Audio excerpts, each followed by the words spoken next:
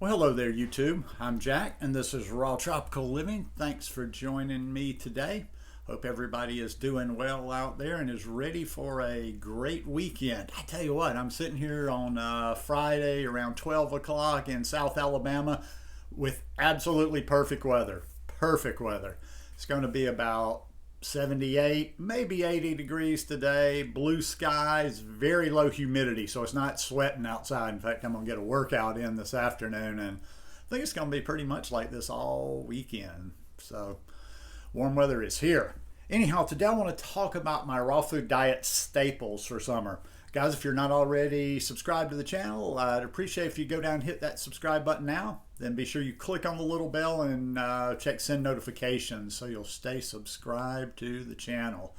I'm going to share some of my staples with you today. I'm trying to get a little bit better at that because I'm not a big detail person. I just kind of eat when it's time to eat. I kind of just eat. I just kind of do it intuitively. I don't like measure and weigh things and write things down, but I know that is beneficial when I'm telling people a little bit more details than just like, okay, I'm eating fruits and salads and vegetables and green smoothies.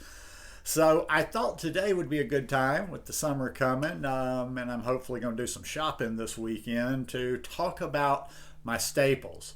Now, when I say staples, when I say a staple, most of the things, as I'm going down this list here, a lot of these things are daily.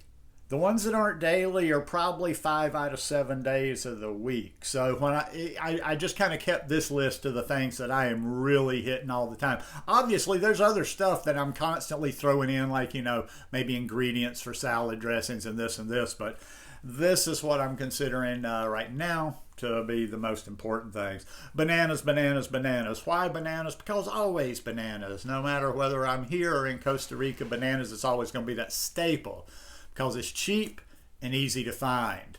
I keep bananas around the house all the time. Since I've been back in the States, I have become a pro on cycling them in. I just know by eye how, like, okay, I've got this amount of ripe bananas that can be used right now. I've got these that are kind of spotted. I got these that have ripening to do, and I just continually cycle them through. I buy some bananas probably a fair quantity of bananas probably every 3 to 4 days.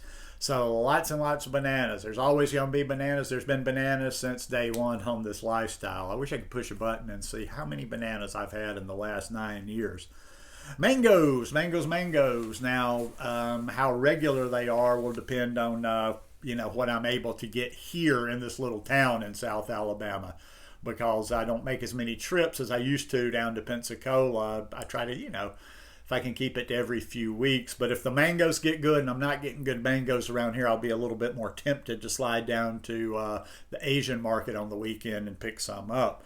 So mangoes will definitely play in big time. Right now I'm getting the Talfa mangoes, but they get a lot of good, people will mention that sometimes too. Like I'll talk about mangoes on here or on Instagram, and people will go, I don't get these particular mangoes, or all I get are these mangoes, and they're not pleased. Like I think somebody the other day was telling me all I get is Tommy mangoes.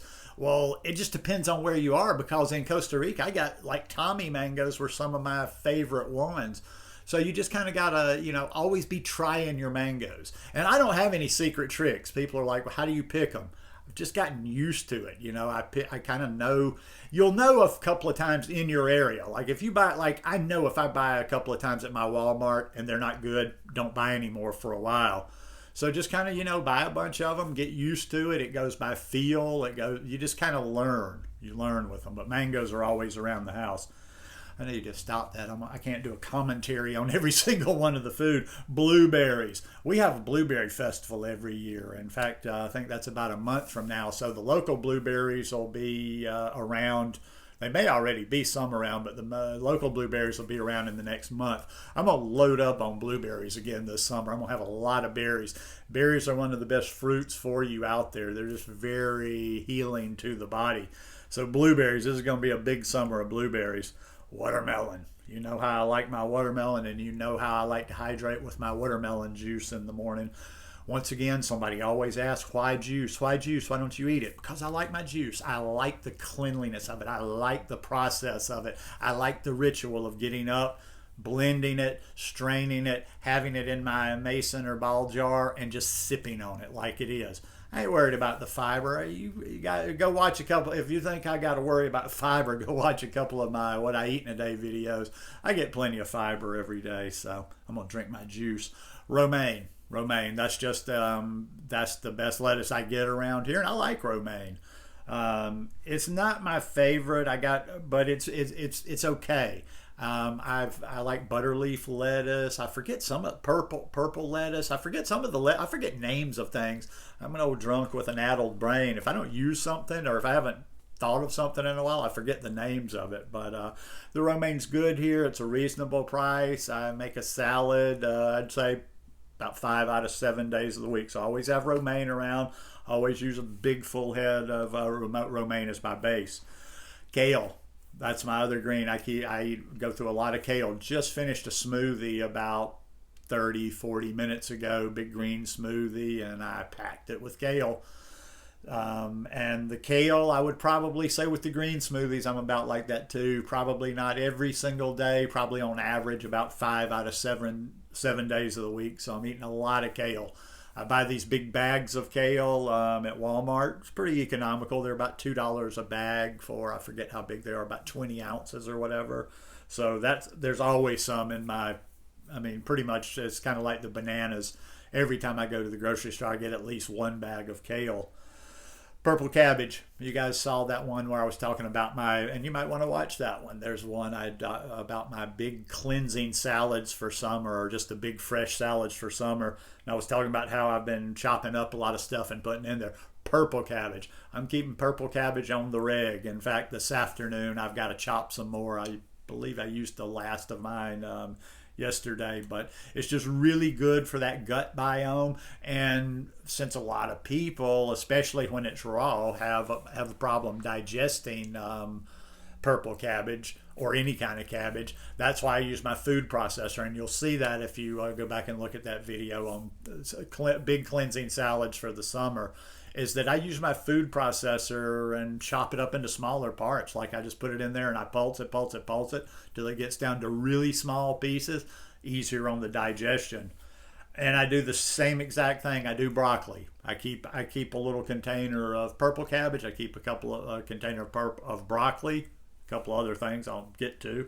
But the broccoli, I do the same. Especially, some people have problem with broccoli in general, but especially trying to eat it raw. So I found this is the way this helps. Something else, I'll give you a little bonus in case you're not going to go back and look at that video about the salads. If you're having a problem, if you're like, oh God, I could never do that, I can't digest that, or I would have digestive issues, you can do it little by little. Just go play with it.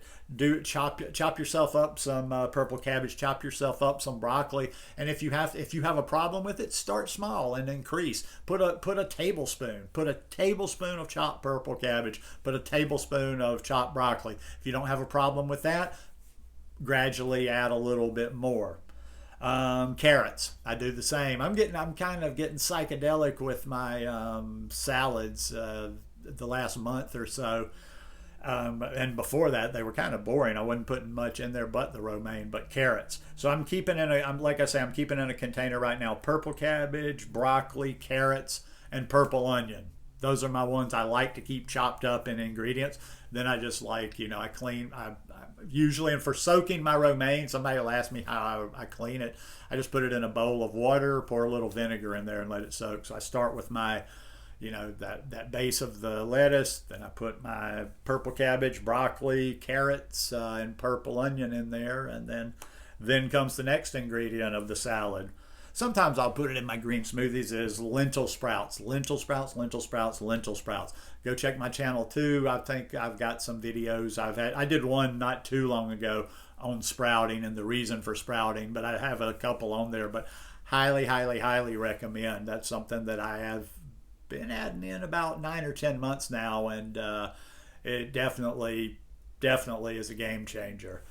Hemp seeds, simple old hemp seeds, just like in my I mean, I use them for salad dressings. I use a lot of hemp seed in my salad dressings.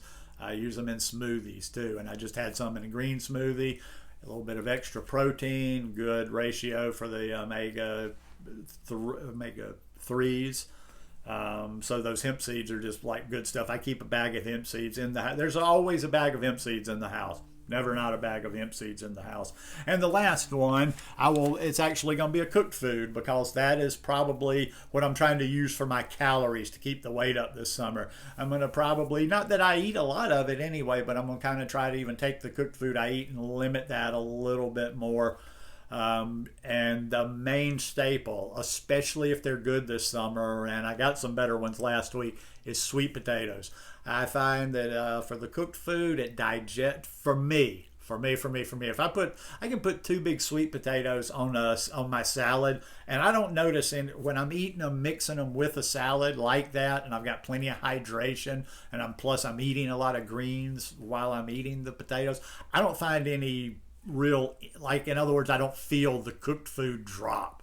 I don't lose energy or whatever. I just feel like there's a lot of sugar in the sweet potatoes, and they digest more similar to fruit and raw food than any other cooked food. But when I'm not getting sweet potatoes, I'll eat a regular potato, and I'll eat some yuca, and I'll eat some other things. But what I'm saying is the sweet potatoes, I'm going to try to keep good ones around, and that's going to be my base. So that's going to basically be the base, and most meals will come out of a combination of those things, or will include those things in them.